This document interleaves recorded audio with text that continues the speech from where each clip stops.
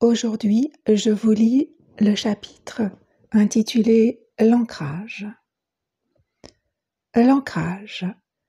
La première est sans doute l'une des plus importantes réponses à la question de savoir pourquoi il est bon de méditer avec les arbres, se nomme l'ancrage. Qu'est-ce que l'ancrage ? Quand je veux expliquer à quelqu'un qui ne connaît pas le terme ancrage, je lui explique qu'être bien ancré, c'est avoir les pieds sur terre, être connecté énergétiquement à la terre, être comme enraciné à la terre. Je lui propose de visualiser des racines qui partent sous chacun de ses pieds, des racines fortes qui s'enfoncent profondément à l'intérieur de la terre. Puis, doucement, de laisser remonter l'énergie de la terre dans ses pieds, ses jambes, ses cuisses et dans tout son corps. Personne ne m'a jamais dit « je n'ai pas réussi, je n'ai rien vu, je n'ai rien ressenti ». Il se passe toujours un petit quelque chose. La personne voit les racines ou ressent de l'énergie remonter dans son corps. Il arrive aussi qu'elle voit les racines et qu'elle ressente les racines. C'est toujours un moment émouvant, important. C'est une reconnexion. Si une personne arrive dans mon cabinet complètement chamboulée, fatiguée, voire épuisée, comme lors d'une période de chimiothérapie, je lui propose une séance d'ancrage pour qu'elle retrouve de l'énergie, une stabilité émotionnelle. L'ancrage fait partie de ma trousse de propositions d'urgence. Nous devrions tous être naturellement ancrés, reliés à notre bonne terre. Mais les accidents de la vie, parfois dès la naissance, peuvent littéralement déchirer ce lien que nous avons avec la terre.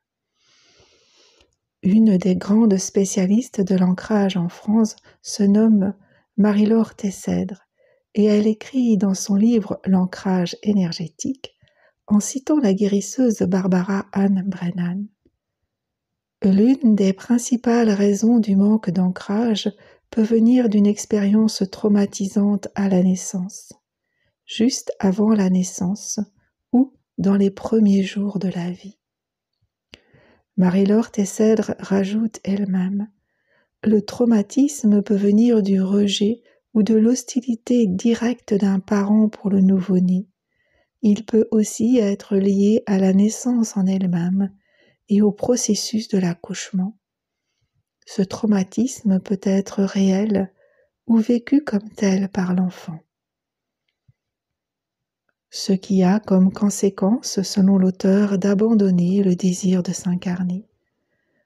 Pour se protéger de la douleur et du rejet ressenti, l'âme de la personne n'aspire qu'à une chose, retourner dans le monde spirituel originel. Elle choisit alors de rester hors de son corps, de ne pas l'habiter complètement. Le traumatisme peut aussi venir de la petite enfance, nous rappelle l'auteur, avec son cortège d'abandon, de trahison et de situations violentes vécues. Elle souligne que la vie stressante que nous menons, loin d'être en harmonie avec la nature, est facteur de déracinement. Je le confirme, dans ma pratique, la plupart des gens qui prennent rendez-vous avec moi ont besoin de retrouver leur ancrage et un lien d'harmonie avec la nature. Je peux ajouter à cette étude que les deuils à n'importe quel âge de la vie peuvent provoquer des chocs émotionnels et physiques qui mettent à mal l'ancrage.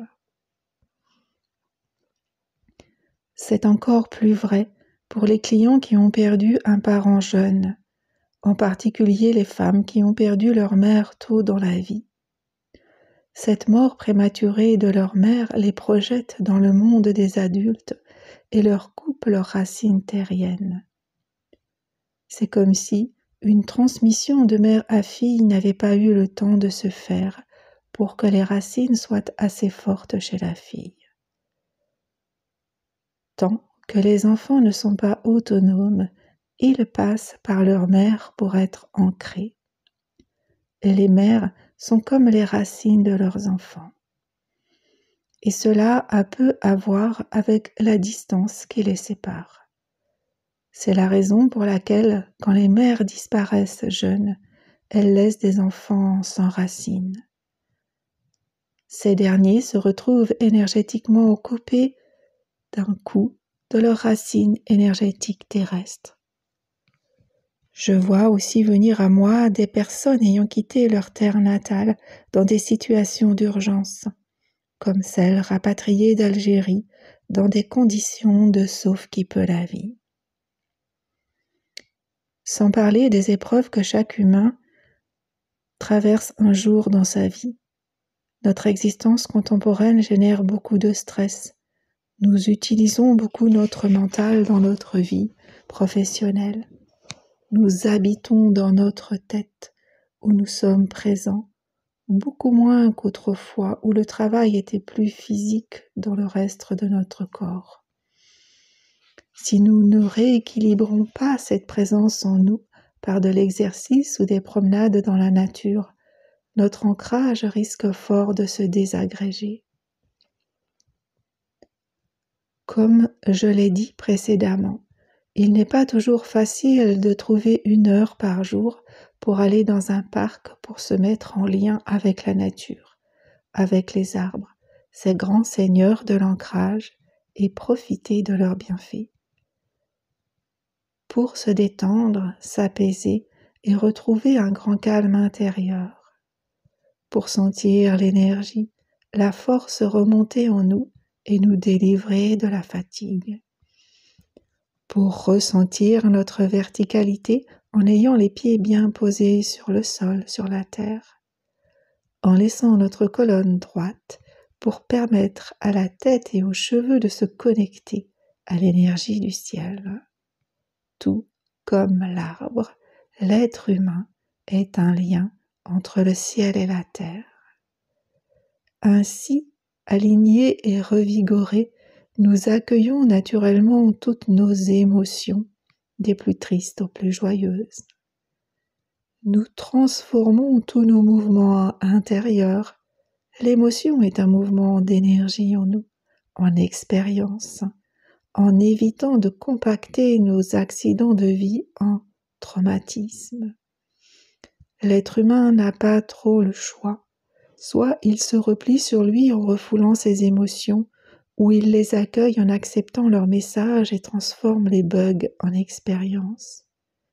L'ancrage nous permet cela. Avec l'ancrage, nous sommes debout, nous restons debout.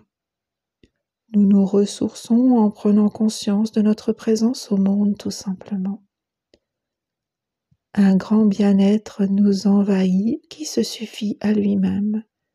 Une expérience bénéfique qui s'imprègne en nous, que nous aurons tendance à vouloir reproduire.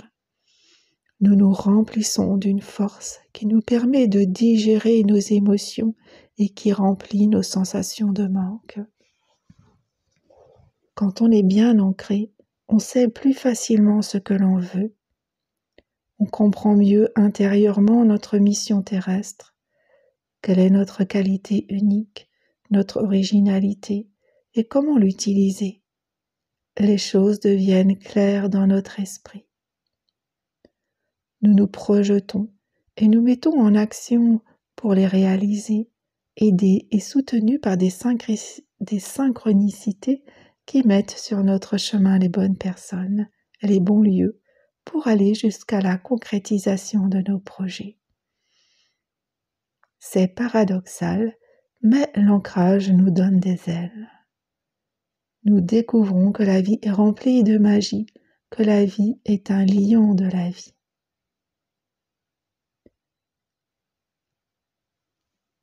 nous découvrons que la vie est remplie de magie, que la magie est un liant de la vie. Dans cette aventure de l'ancrage, l'arbre est le fidèle ami qui nous ouvre la voie et nous montre la posture. Cela semble si bon d'être un arbre. Fin de la lecture. La lecture de ce texte vous a plu? Abonnez-vous à ma chaîne, laissez un commentaire. Sachez que chaque semaine, je poste un nouvel audio de la lecture de mon livre « Méditer avec les arbres ». 20 méditations pour retrouver la paix du cœur.